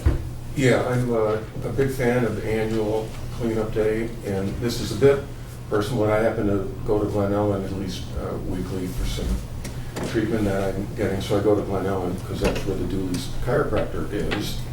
So still supporting the Downers Grove organization, but that office is in Glen Ellen. And there's a couple things I noticed as I'm driving through that town, is they did have an amnesty day. I said, wow, look at all that junk in front of that really nice house. And so that's the first thing I noticed. And then it brought back memories of when we used to have cleanup day, but I haven't seemed to have one in a while. The second thing I noticed is every single resident had a brand new blue dumpster in front of their house. And that only came from a new contract. So, like a cart, not a cart. The cart. Oh. Yeah, the cart. So I noticed two things. I mean, what I liked about Cleanup Day is, first of all, I think it helps bring families together, because when you're cleaning out Grandpa and Grandma's basement, everyone's got to show up there on any given Saturday and say, hey, we're cleaning out the basement, we'll order pizza, we're not leaving until it's done, and it's kind of a festive thing. And then the second part of it is the surprise socialization, as they call it, where people run into neighbors because they're all participating in it. I think it's kind of a festive thing. There's people taking stuff out the curb, and they may be talking to neighbors they haven't talked to in a while. Or they may be seeing some interesting stuff that belongs in their basement. Where they can do I think that's the advantage of that. I'd like us to go out for proposal, only to see if we pick up new ideas. And if Republic's response is that they're listening very carefully to everything we're saying, come back with a offer that we just couldn't beat. Did I capture that? Yeah, I wouldn't throw up at that idea. You want to see proposal? Yeah. Okay.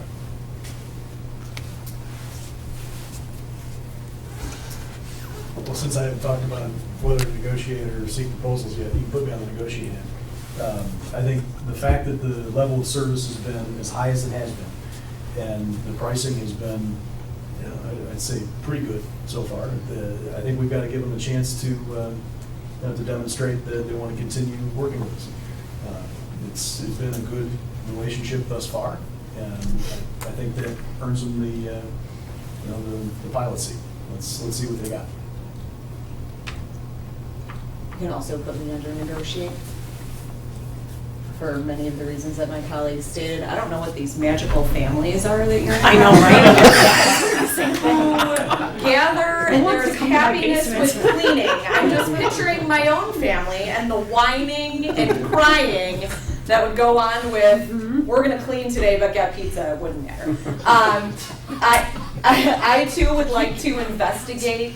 I can't call it Cleanup Day. Amnesty Day as well. I know that plays into the cost, and just to continue thinking about doing what is most beneficial to our residents, but also considering cost as well. Like the mayor mentioned earlier, everyone is seeing higher costs in everything. And it is hitting people. So I would just be curious to see, if there's a way that Republic might be able to break that up in terms of, right now it is one per contract, correct? What it would be if it were one a year, let's say. what would that difference be? Well, and the other part of that is how many stickers. You know, it's never, I don't recall it was ever free. It was always a certain number of stickers. And Yes. whether 5 stickers is a fair price or 10 stickers. And it was at my parents' house that we did that. And we were taking stuff out to the curb, and my father was sneaking it back in the house. So then we had to hide it behind 244th Street. And my mother said, "Don't let your father see that." So, true Downers Grove story. You put a lot of initials by stuff. Are you getting a sense? We're getting real close. I think staff would appreciate a little more feedback on the negotiate versus seek proposals. You can put me down for negotiate as well. I prefer to work with somebody who has proven themselves to staff and to the community. Give them the first opportunity to come in strong. And then I tend to lean more towards Commissioner Colavani in regards to the bins program.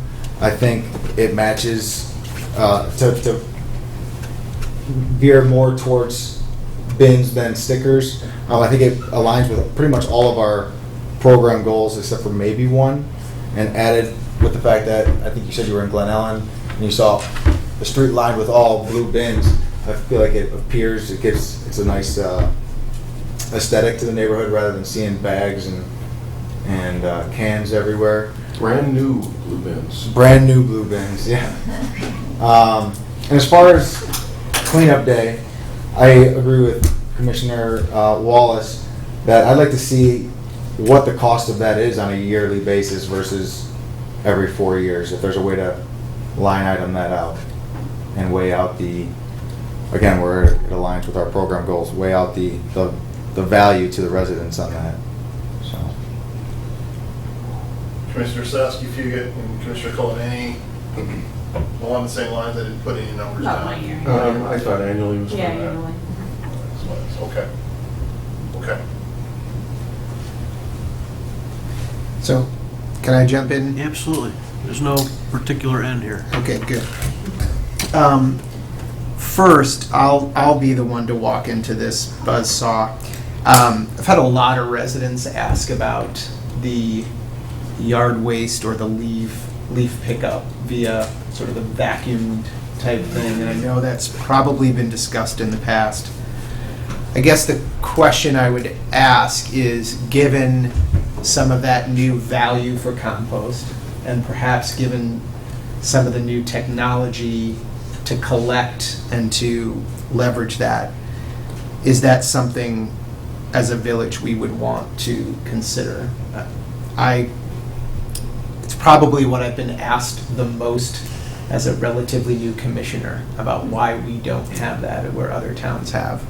So you rake it to near the curb and then some big truck? Yeah, oh, sorry, yeah, so you rake the leaves into almost the parkway, and then literally, what I've seen is the truck has a vacuum and it just sucks all the leaves, all the yard waste up, so. I think it's, if it can be done effectively, I know there's some challenges with it, but I would be remiss if I didn't mention that. And then one last thing about the cans.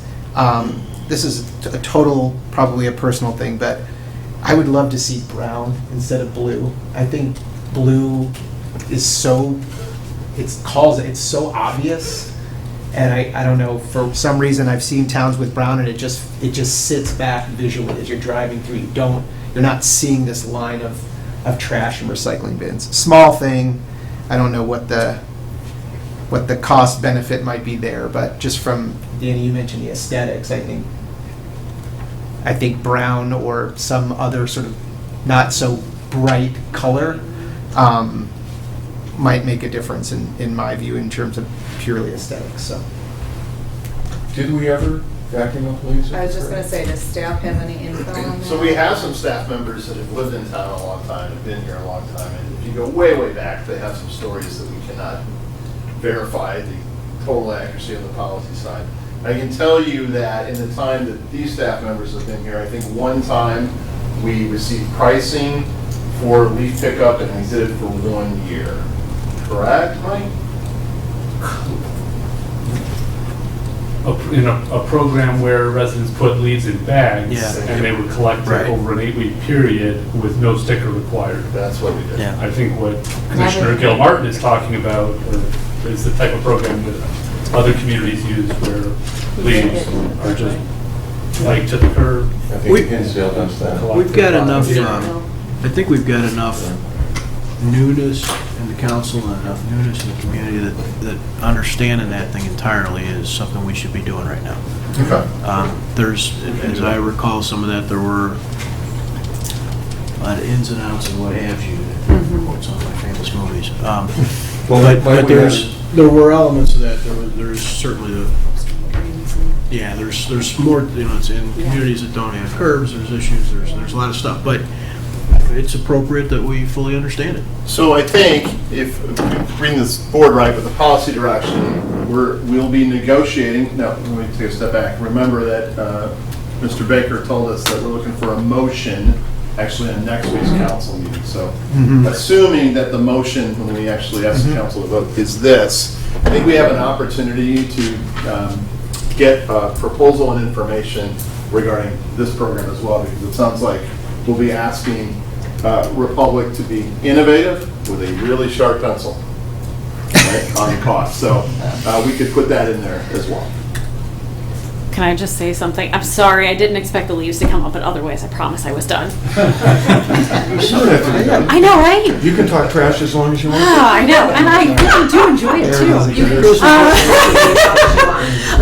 That's two so far. From what I understand, one of the issues that I've heard from some folks is storm drains, right? Yeah. I know that storm drains, and that's just something to be mindful of clogging those up even further. And I do just want to put out there that leaving leaves on the ground is beneficial for the ecosystem because it creates kind of like a layer for those animals that either hibernate or estivate, which is just going underground for long periods of time. It's different from hibernation. Biology nerd, I'm just going to stop now. But it's actually beneficial for some of the ecosystems for the leaf litter to actually kind of stay put. So not to do a pre-winter cleanup in your beds and stuff like that. Leave that there till the spring and. Yeah, and it does So I'm go fine with to incentivizing that too. It does speak though a little bit to what Rich was talking about with Yes, grass clippings, right? same. So there's public policy can incentivize certain activities, and so that's just part of the discussion. I know when we were talking about leaves in the past, it wasn't all about price. There were other public policy questions about the operations of the village and things that played a factor in that. So Well, and I also think it's informing residents, because I knew about leaves, and that's what we do, but how many other people might know that it's beneficial to leave your leaves where they are? Only my nerds. So, right, but we could all be nerds in the whole town. So maybe we just need to continue that education, as we kind of go through this process. Yeah, whenever we settle on something, there is the obvious, here's the new program, right, your flyer for what the program is. But we should be making note of these other related issues as well, because that it's an opportunity, right? Hey, there's a new program, new contract coming. That gets people's attention. And then, grabbing that tail with some of these other issues is, we need to Dougatize that. Yeah, make some of the best videos around. And frankly, the entire village team, council members and staff, have gotten better and better at explaining, here's what we're doing and why and what it's trying to achieve as goals. And that's why we started tonight with the program goals. So whatever it is that we ultimately pick in a program, I think we can ask Doug and his team to really get the word out as to why. Director Kozlowski from Communications.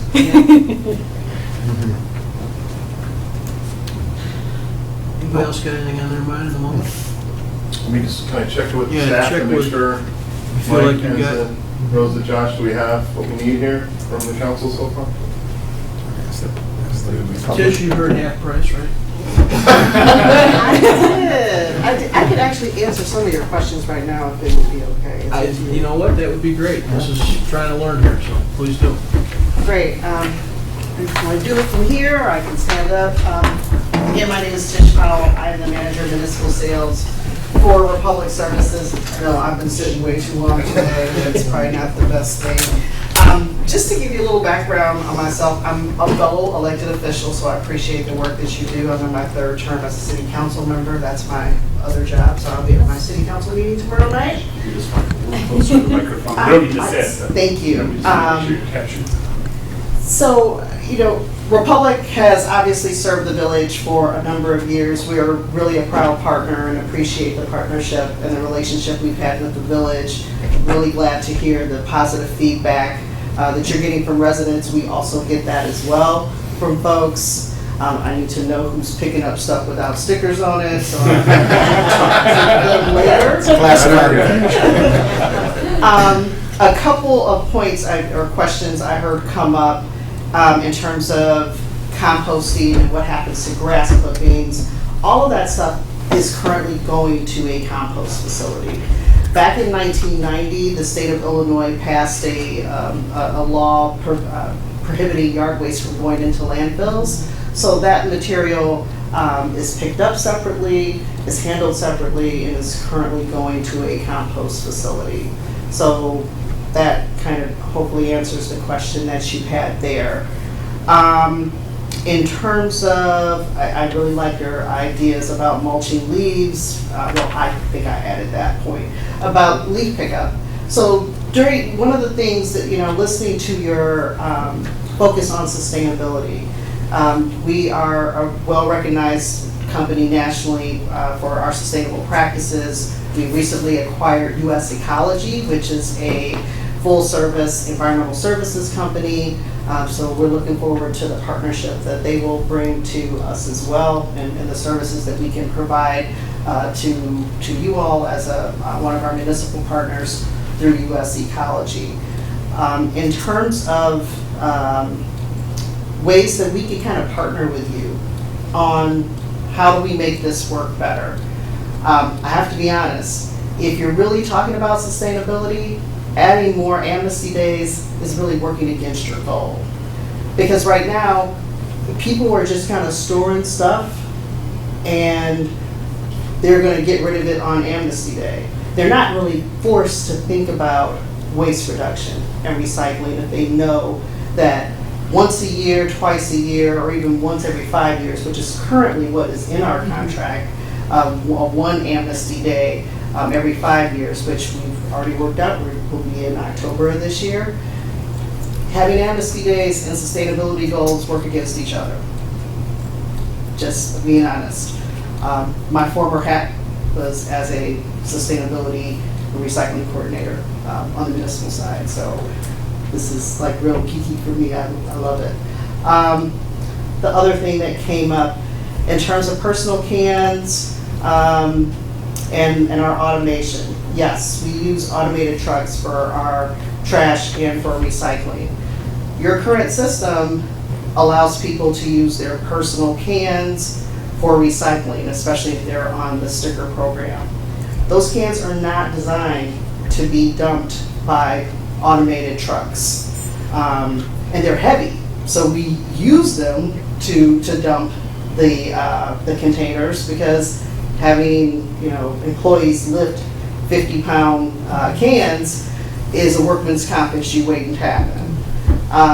And some folks probably have cans out there old as I am, and as soon as we grab them with those with our equipment, they bust. And then we have to replace them. So that's also something to think about, both on the recycling side and even on the yard waste side.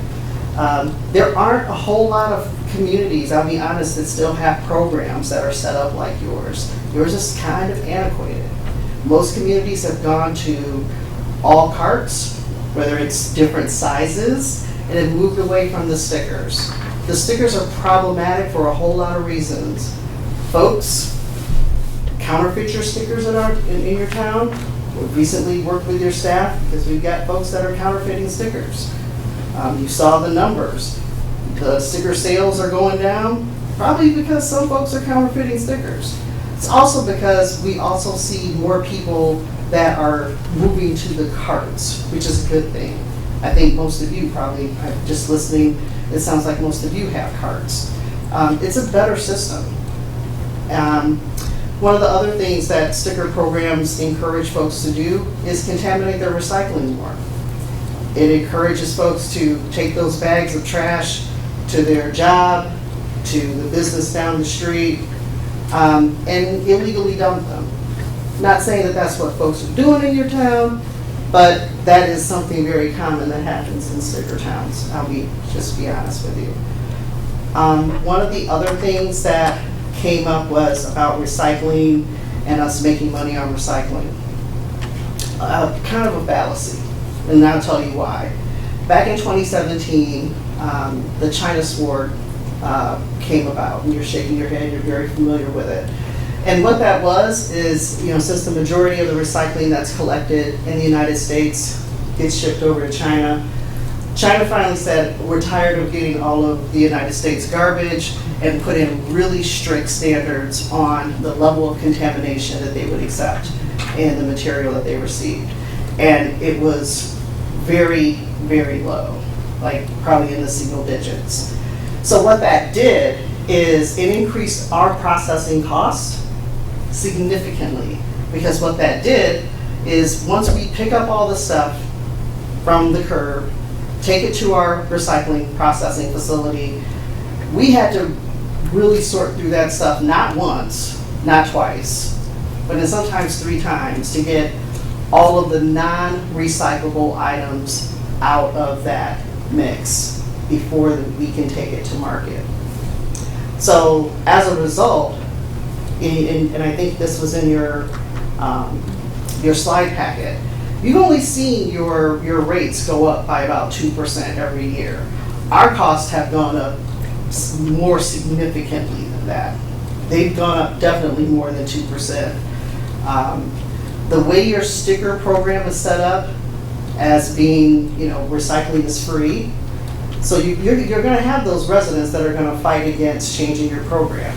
Why? Because, I am a recycle queen. I put out all of my recycling and it's free, and I don't have to buy any stickers. So I get free collection every week, or just about every week. There's nothing free about sending a labor, our union driver, driving a $350,000 piece of equipment down your streets every single day. And we do that 3 times: trash, recycling, and yard waste. There's nothing free about that. And if you think about even your own structure as a municipality with water and sewer, there's a service charge just to get that to your door, plus what you use. So the sticker program is not equitable. It doesn't provide value for all the residents. You've got some folks kind of benefiting from others that are paying more equitably for the system than others. So providing additional cost and trying to price that out is going to be really hard, because your current sticker prices are over $4 a sticker. The few programs that I've seen that have recently gone out to bid and are still using stickers, their stickers are over $7. People are not going to want to do that.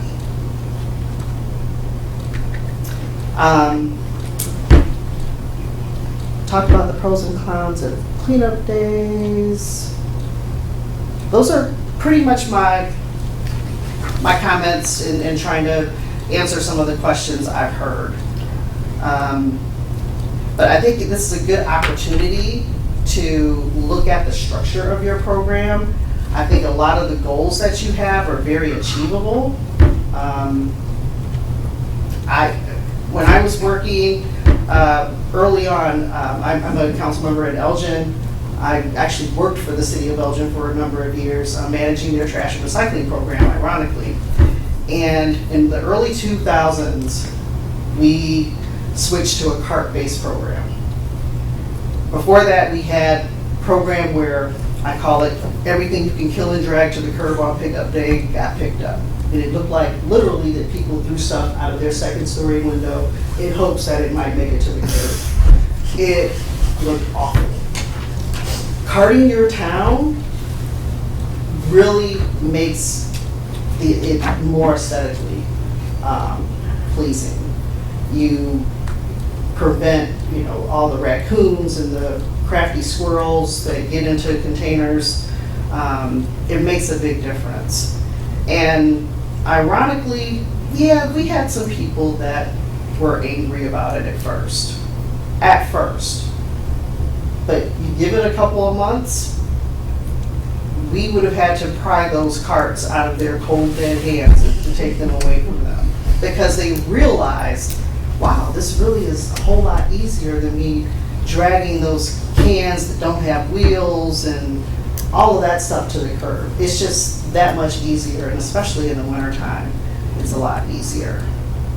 So hopefully I helped to answer some of your questions. I'll be around at the end. I'll pass out my information. Feel free to reach out, and hopefully I can give you some honest answers about some of the questions that you have. But definitely appreciate hearing all the positive feedback and that folks are happy with our service. Thank you. Thank you, Tish.